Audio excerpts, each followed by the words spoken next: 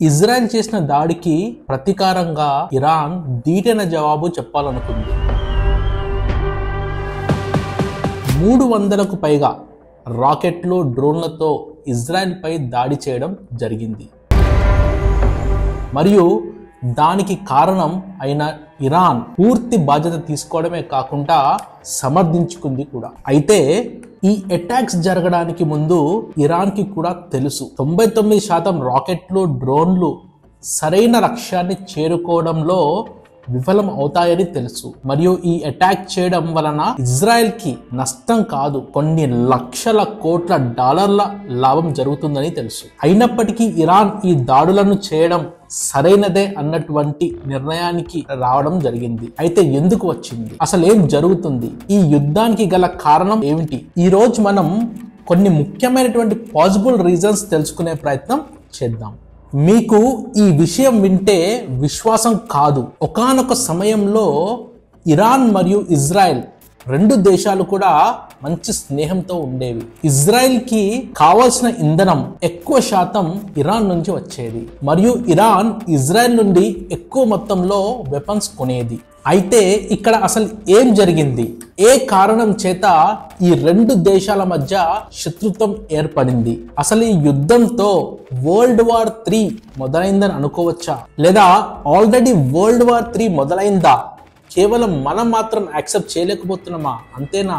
అసలు విషయం ఏంటో మనం ఈ వీడియోలో తెలుసుకుందాం. సరిగ్గా సుమారు 4 నెలల ముందు, అంటే 2024 ఏప్రిల్ 1వ తేదీన ఇజ్రాయెల్ ఇరాన్ కన్సల్టెంట్ పై దాడి చేసింది. ఈ దాడిలో ఒక ఇరాన్ జనరల్ తో పాటు 6 మంది పౌరులు మరణించారు. ఈ దాడి తర్వాత ఇరాన్ ఎలాగైనా ఇజ్రాయెల్ కి గుణపాఠం చెప్పాలి అని డిసైడ్ అయిపోయింది. ఇరాన్ ఈ ఆపరేషన్ కు పేరును ఆపరేషన్ ట్రూ ప్రామిస్ అని పెట్టింది మరియు నేరుగా అమెరికాకి ఫోన్ చేసి ఈ దాడికి తప్పకుండా ప్రతీకారం తీసుకుంటామని తెలిపింది. అయితే గోప్యంగా ఉండవలసినటువంటి ఈ విషయం అమెరికా బయట పెట్టేసింది. ఎందుకంటే అమెరికాకు ఇజ్రాయెల్ కి మైత్రి ఉంది. ఎప్పుడైతే గోప్యంగా ఉండవలసినటువంటి ఈ విషయం అమెరికా ప్రపంచానికి లీక్ చేసిందో అప్పటి నుండే ఇజ్రాయెల్ మరింత అప్రమత్తంగా ఉంటూనే అన్ని రకాల మిజైల్స్ ని రెడీ చేసి పెట్టుకుంది. ఇక 14 ఏప్రిల్ 2024 రోజున ఇజ్రాయెల్లో మొత్తం రాకెట్లు మరియు డ్రోన్ల యొక్క సైరన్లు మోగడం మొదలయ్యాయి. ఇజ్రాయెల్లో మొత్తం రాకెట్ల వర్షం మొదలైంది. ఇరాన్ మొత్తంగా 331 రాకెట్లు మరియు డ్రోన్లతో దాడి చేశాయి. ఇందులో 185 డ్రోన్లు, 103 బాలిస్టిక్ మిజైల్స్ మరియు 36 క్రూజ్ మిజైల్స్ ను షూట్ డౌన్ చేయడం జరిగింది. అంటే కేవలం 7 బాలిస్టిక్ మిజైల్స్ మాత్రమే ఇజ్రాయెల్ నేలపై దాడి చేయగలిగాయి. అయితే ఇజ్రాయెల్ ఈ అటాక్ ని ఎలా ఆపగలిగింది? ఇది ఎలా పాసిబుల్ అయిందంటే ఇజ్రాయెల్ దగ్గర 2 అధునాతన డిఫెన్స్ సిస్టమ్స్ ఉన్నాయి, ఐరన్ డోమ్ మరియు ఆరో సిస్టమ్. ఐరన్ డోమ్ తక్కువ పరిధిలో ఉన్న రాకెట్స్ దాడిని అడ్డగించడానికి 2011లో తయారు చేయడం జరిగింది. ఇది ఒక రాడర్ యూనిట్ మిజైల్స్ ని ఆకాశంలోనే గుర్తించేస్తుంది మరియు వెంటనే ఇన్ఫర్మేషన్ ని కంట్రోల్ యూనిట్ కి చేరవేస్తుంది. కంట్రోల్ యూనిట్ ఆ మిజైల్స్ యొక్క మార్గాన్ని చూస్తుంది. ఒకవేళ ఈ మిజైల్స్ ప్రజలు నివసించే ప్రాంతం వైపు దూసుకు వెళ్తే వెంటనే ఫైరింగ్ యూనిట్ నుండి వేరొక డిఫెన్స్ మిజైల్ ఫైరింగ్ అవుతుంది. ఈ మిజైల్ ఆకాశంలోనే దాడి చేస్తున్న మిజైల్ ని అడ్డుకుంటుంది. ఇక రెండవది ఆరో సిస్టమ్. ఈ ఆరో weapon system long range ballistic missiles ని అడ్డుకోవడానికి తయారు చేయడం జరిగింది. ఈ ఆరో 3 ఆకాశంలోనే కాకుండా ఆకాశం పైనున్నటువంటి అట్మాస్ఫియర్ పైనుండి వచ్చేటువంటి మిజైల్స్ దానిని కూడా అడ్డగించే శక్తి కలిగి ఉంటుంది. ఈ వీడియోస్ లో చూడండి, ఆరో 3 మరియు ఐరన్ డోమ్ యొక్క యాక్షన్ చూడవచ్చు. ఇజ్రాయెల్ దగ్గర ఐరన్ డోమ్, ఆరో 3 ఈ రెండే కాకుండా ఇంకా David Sling, Patriot Iron Beam systems కూడా ఉన్నాయి. ఈ ఐరన్ బీమ్ లేజర్ యొక్క సహాయంతో మిజైల్స్ యొక్క దాడిని ఆపగలవు. ఇజ్రాయెల్ యొక్క ఎయిర్ డిఫెన్స్ సిస్టమ్ ప్రపంచంలోనే ది బెస్ట్ డిఫెన్స్ సిస్టమ్ లో ఒకటి. మరియు ఈ విషయం ఇరాన్ కి కూడా తెలుసు. తెలిసినప్పటికీ ఇరాన్ రాకెట్స్ మరియు డ్రోన్స్ తో దాడి చేసింది. ఈ అటాక్స్ చాలా వరకు ఫెయిల్ అవుతాయని తెలుసు. అయినప్పటికీ ఇరాన్ ఈ దాడి చేయడానికి ఎందుకు నిర్ణయించుకుంది? మా రీసెర్చ్ లో ఈ అటాక్స్ కి సంబంధించి 4 పాసిబుల్ రీజన్స్ ముందుకు వచ్చాయి. అవి ఒక్కొక్కటిగా వివరిస్తాను. అన్నిటికన్నా ముందు ఉంటుంది రిటాలియేషన్, అంటే ప్రతీకారం. ఇరాన్ కు ముందు నుండే చాలా దేశాల నుండి శత్రుత్వం ఉంది. వాళ్ళు పాకిస్తాన్ పైన కూడా మిజైల్స్ అటాక్ చేశారు. సౌదీ అరేబియాతో కూడా సంఘర్షణ దశాబ్దాలుగా కొనసాగుతూనే ఉంది.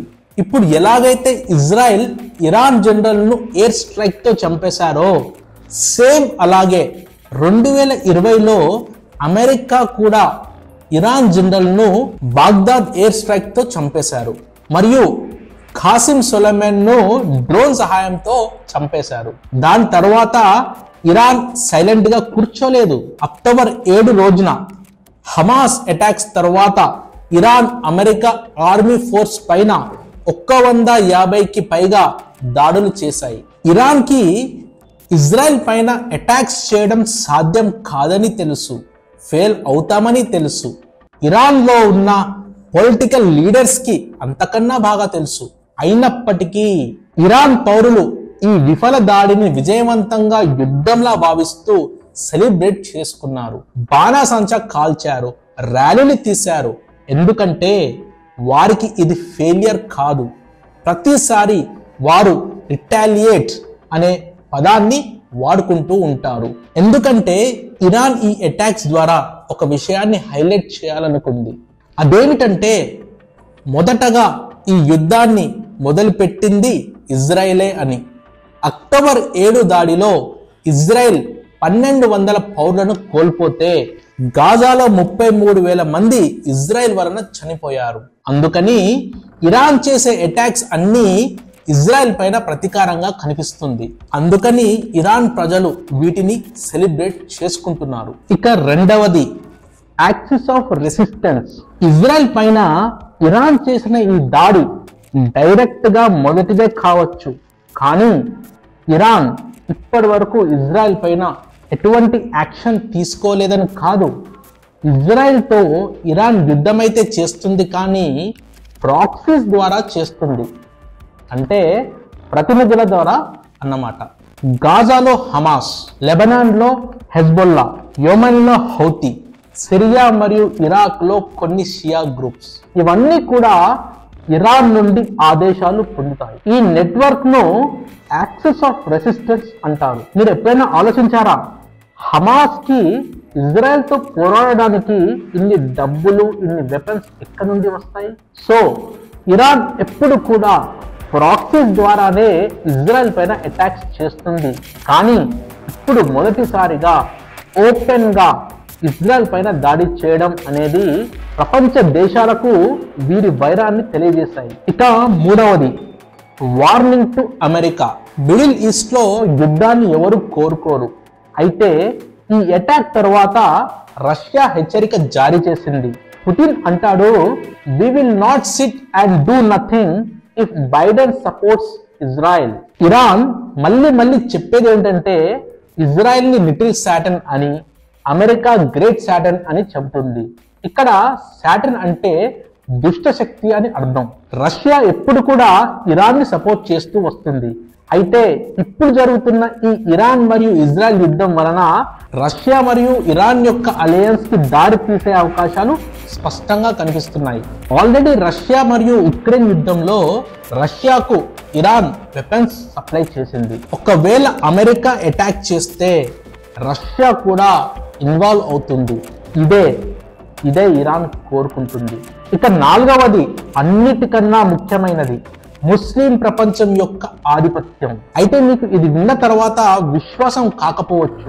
1979 కంటే ముందు ఇరాన్ మరియు ఇజ్రాయెల్ రెండు దేశాల మధ్య మంచి మిత్రత్వం ఉండేది. అప్పుడు ఇరాన్ అసలు ఇలా కనిపించేది. రజా షా ఇరాన్ కు రాజుగా ఉండి పరిపాలించేవాడు. అతను ఇరాన్ కి సంబంధించి కొన్ని ముఖ్యమైనటువంటి సంస్కరణలు, రిఫార్మ్స్ తీసుకురావడం జరిగింది. ఆడవారికి ఇక్కడ ఫ్రీడమ్ ఉండేది. పబ్లిక్ లో హిజాబ్ వాడడం బ్యాన్ గా ఉండేది. వారి ఉన్నత చదువులకు పూర్తిగా ప్రోత్సాహం ఉండేది. వారు సమాజంలో మత పెద్దలను రాజకీయాలకు దూరంగా పెట్టేవారు. అప్పుడు ఈ ఇరాన్కు అమెరికా పూర్తి సపోర్ట్గా ఉండేది. ఎందుకంటే ఇరాన్ నుండి చాలా ఎక్కువగా ఆయిల్ సప్లై ఉండేది మరియు ఇరాన్లో ఒక ఓపెన్ యాటిట్యూడ్ ఉండడం మరొక కారణంగా చెప్పవచ్చు. అయితే ఇదంతా 1979 కంటే ముందు. ఇక 1979లో ఇరాన్లో ఇస్లామిక్ రెవల్యూషన్ జరిగింది. ఆ తర్వాత ఖొమైనీ ఇరాన్ దేశానికి మొదటి సుప్రీం లీడర్ అయ్యాడు. ఇరాన్ షియా డామినేషన్ దేశంగా ఉంది. సౌదీ ఒక సున్నీ డామినేషన్ దేశం. ఇరాన్ తమకు తాము పూర్తి ముస్లిం ప్రపంచానికి లీడర్ గా చూడాలని కోరుకుంటుంది. మీరు కొంచెం జాగ్రత్తగా గమనిస్తే గత సంవత్సరం నుండి ఇరాన్ ఇజ్రాయెల్ మధ్య యుద్ధం జరుగుతుంది. దాడి ప్రతి దాడులు జరుగుతున్నాయి. అయితే ప్రతి ముస్లిం దేశం కేవలం విమర్శించడం వరకే పరిమితం అయింది తప్ప ఎప్పుడు కూడా డైరెక్ట్ యాక్షన్ మాత్రం తీసుకోలేదు. ఈ డిఫరెన్స్ ను ఇరాన్ చూపించాలని కోరుకుంది మరియు వారు కోరుకున్నది వారికి దొరికింది కూడా. ఇక ఇరాన్ మిజైల్స్ ను ఇజ్రాయెల్ వైపు వేస్తున్నప్పటికీ ఇరాన్ టార్గెట్ మాత్రం సౌదీ పొజిషనే. మీరేమనుకుంటున్నారు? ఇందులో ఏ రీజన్ అసలైన రీజన్ గా ఉండి ఈ యుద్ధానికి కారణం అవుతుంది, లేదా ఇంకేమైనా నేను చెప్పని కొత్త రీజన్ ఉండవచ్చా? కింద కమెంట్ బాక్స్ లో తప్పకుండా తెలపండి. సరే, ఇక ఈ వీడియోలో ముందుకు వెళ్తే ముందుగా చెప్పినట్టు ఇరాన్ చేసే దాడుల వలన ఇజ్రాయెల్ కు నష్టం కాదు, కొన్ని లక్షల కోట్ల డాలర్ల లాభం కలుగుతుందని చెప్పడం జరిగింది. అది ఎలా సాధ్యం అంటే, మీకు ఇందాకే చెప్పినట్టుగా ఇజ్రాయెల్ దగ్గర ఒక గొప్ప ఎయిర్ డిఫెన్స్ సిస్టమ్ ఉంది. అయినప్పటికీ ఇరాన్ చేసిన అక్టోబర్ 7 దాడిలో ఇజ్రాయెల్ డిఫెన్స్ సిస్టమ్ ఫెయిల్ అయింది. అందువలన 1200 మంది చనిపోయారు. కానీ ఆ తర్వాత ఇరాన్ చేసిన దాడులలో ఇజ్రాయెల్ 98% సక్సెస్ రేట్ తో ఆరో 3 సిస్టమ్ ద్వారా సమర్థవంతంగా అడ్డుకోగలిగింది. ఈ విధంగా ఇజ్రాయెల్ కేపబిలిటీని లైవ్ డెమో రూపంలో ప్రపంచం మొత్తం చూడడం జరిగింది. జర్మనీ 4 బిలియన్ యూరో డీల్ ను ఇజ్రాయెల్ ఆరో 3 మిజైల్ డిఫెన్స్ సిస్టమ్ కోసం ఒప్పందం చేసుకుంది. ఎందుకంటే జర్మనీ రష్యా నుండి తమను తాము రక్షించుకోవాలనేటువంటి వ్యూహంతో ఉంది. ఈ సిస్టమ్ 2025 వరకు జర్మనీకి చేరుకుంటుంది. అయితే ఈ ఇన్సిడెంట్ తో ఇజ్రాయెల్ తమ కేపబిలిటీ ఏంటో ప్రూఫ్ చేసుకున్నట్లు అయింది. ఇజ్రాయెల్ కొరకు ఇక రెండవ బెనిఫిట్ ఏమిటంటే, ఇప్పుడు ఎలాగో ఇరాన్ డైరెక్ట్ గా వార్ చేస్తుంది కనుక ఎక్స్పర్ట్స్ అంచనా ఏమిటంటే అమెరికా మరియు ఇజ్రాయెల్ కలిసి ఇరాన్ న్యూక్లియర్ ప్రోగ్రామ్ ను డెస్ట్రాయ్ చేసే అవకాశం ఉందని. జూలై 2015లో ఇరాన్ న్యూక్లియర్ అగ్రిమెంట్ లో చేసిన ప్రామిస్ ప్రకారం వారు న్యూక్లియర్ పవర్ కేవలం శాంతి స్థాపన కొరకే ఉంటుందని, వెపన్స్ తయారు చేయమని తెలిపింది. శాంతి ఒప్పందం చేసుకుంది. అలా చేసుకున్నందుకు ఇరాన్ పై పలు పశ్చిమ దేశాలు అనేక ఆంక్షలు తొలగించడం జరిగింది. కానీ 2018లో అమెరికా ఈ ఆంక్షలపై మళ్ళీ వెనుకడుగు వేసింది మరియు 2020లో ఇరాన్ కూడా స్పష్టం చేసేసింది, మేము న్యూక్లియర్ అగ్రిమెంట్లో చేసిన ప్రామిస్లలో కొన్ని ఫాలో అవ్వము అని. ఈ టైం టేబుల్ ఈ సంవత్సరం జనవరిది. ఇందులో వివరించిన వివరాల ప్రకారం ఇరాన్ న్యూక్లియర్ వెపన్స్ తయారు చేయడానికి చాలా దగ్గరి వరకు చేరుకున్నాయి. ఒకవేళ ఇరాన్ తలుచుకుంటే కేవలం 3 వారాల్లోనే 5 ఫిషన్ వెపన్స్ తయారు చేసుకోగలదు. ఇప్పుడు నేను చెప్పే ఈ విషయం 6 నెలల కిందటిది గనక ఈ రోజుకి ఇరాన్ దగ్గర న్యూక్లియర్ వెపన్స్ తయారు అయిపోయే ఉండవచ్చు. ఇస్లామిక్ రెవల్యూషన్ తర్వాత ఇరాన్ ఇజ్రాయెల్ వార్ ఒక పెద్ద థ్రెట్ అయి కూర్చుంది. ఇజ్రాయెల్ ఒక అవకాశం కోసం ఎదురు చూస్తుంది. ఎలాగైనా అవకాశం చిక్కితే ఇరాన్ దగ్గర నిజంగా న్యూక్లియర్ వెపన్స్ ఉంటే వాటిని డిస్ట్రాయ్ చేసేయాలని. ఇజ్రాయెల్ గురించి నేను ఒక విషయం స్పష్టం చేయాలి. ఇజ్రాయెల్ యొక్క డిఫెన్స్ స్ట్రాటజీ ఒక ఫిలాసఫీ పైన బేస్ అయి ఉంది. ఫిలాసఫీ పేరే డెటరెన్స్. అంటే ఎవరైనా ఏదైనా చేయకుండా నిరుత్సాహపరచడం దీని ఉద్దేశం. అంటే వారి శత్రువులకి చూయించడం మరియు స్పష్టం చేయడం ఏమిటంటే ఎవరైనా తమపై దాడి చేస్తే వారు ఎలా సమర్థవంతంగా అడ్డగించగలరో చూపించడం అన్నమాట. కానీ అక్టోబర్ 7 దాడిలో ఇది ఫెయిల్ అయిపోయింది. ప్రపంచానికి ఒక విషయం స్పష్టమైంది. ఏమిటంటే ఇజ్రాయెల్ దగ్గర ఉన్నటువంటి ఐరన్ డోమ్ యారో 3లో కూడా ఫ్లాస్ ఉన్నాయని. అయితే ఆ తర్వాత జరిగిన దాడిలో ఇజ్రాయెల్కి ఒక సెకండ్ ఛాన్స్ దొరికింది, ప్రూఫ్ కూడా చేసుకుంది వారి సిస్టంలో దమ్ము ఎంత ఉందో అని. అయితే గాజా అటాక్ తర్వాత ఫోకస్ మొత్తం ఇజ్రాయెల్ దగ్గర ఉన్న సిస్టంపై కాకుండా వార్పై ఫోకస్ పడింది. ఇక్కడ ఒకటి మాత్రం స్పష్టమైపోయింది, ఇరాన్ ఇజ్రాయెల్ వార్ ఇండైరెక్ట్గా గత 50 సంవత్సరాలుగా షాడో రూపంలో జరుగుతున్న యుద్ధం ఇక నేరుగా జరగడం మొదలైపోయింది. ఇప్పుడు ఈ రెండు దేశాలు ఒకరి ముందు ఒకరు నిల్చొని ఉన్నారు. యుఎన్ఎస్సి మీటింగ్లో కూడా ఒకరికొకరు బ్లేమ్ చేసుకోవడం జరిగింది. ఇజ్రాయెల్ కోరిక ఏమిటంటే ఇరాన్ యొక్క ఇస్లామిక్ రెవల్యూషనరీ గార్డ్ కార్ప్స్ని ఒక తీవ్రవాద అవుట్ఫిట్గా ప్రకటించేయాలి అని. ఇరాన్ చెబుతుంది ఏంటంటే ఎప్పుడైతే ఇజ్రాయెల్ ఇరాన్ యొక్క డిప్లొమాట్ మిషన్ను సిరియాలో టార్గెట్ చేసిందో అప్పుడు యుఎన్ఎస్సి ఏమి చేయలేకపోయింది, అందుకే మేము యాక్షన్ తీసుకోవాల్సి వచ్చింది అని. మీకేమనిపిస్తుంది? ఇక్కడ సరైన వాదన ఎవరిది? మాకు కామెంట్ ద్వారా తప్పకుండా చెప్పండి. ఈరోజు మనం ఏ ప్రపంచంలో ఉన్నామంటే మనం వద్దు అనుకున్న ప్రపంచ యుద్ధం జరిగే అవకాశం ఉండవచ్చు. ఎందుకంటే ఇప్పుడు జరుగుతున్న యుద్ధంలో ఇరాన్ ఇజ్రాయెల్ రెండు దేశాలలో న్యూక్లియర్ వెపన్స్ ఉండే అవకాశం కూడా ఉంది. ఈ రెండు దేశాల మధ్య జరుగుతున్న యుద్ధం అత్యంత ప్రమాదకరంగా మారే అవకాశం ఉంది. ప్రపంచం రెండు గ్రూప్స్గా విడిపోయే అవకాశం కూడా ఉంది. ఒకవైపు రష్యా, చైనా, ఇరాన్ అయితే మరోవైపు అమెరికా, ఇజ్రాయెల్ మరియు యూరోప్. ఒకవేళ మీకు ఈ వీడియో ద్వారా ఏమైనా తెలుసుకున్నా, నేర్చుకున్నా తప్పకుండా మీ ఫ్రెండ్స్తో షేర్ చేసుకోండి. మరియు ఛానల్ని మాత్రం తప్పకుండా సబ్స్క్రైబ్ చేసుకోవడం మర్చిపోకండి. ఎందుకంటే ప్రపంచంలో ఉన్న అనేక విషయాలు చాలా తేలికగా అర్థమయ్యేలా చెప్పే ప్రయత్నం కొనసాగుతుంది. ధన్యవాదాలు.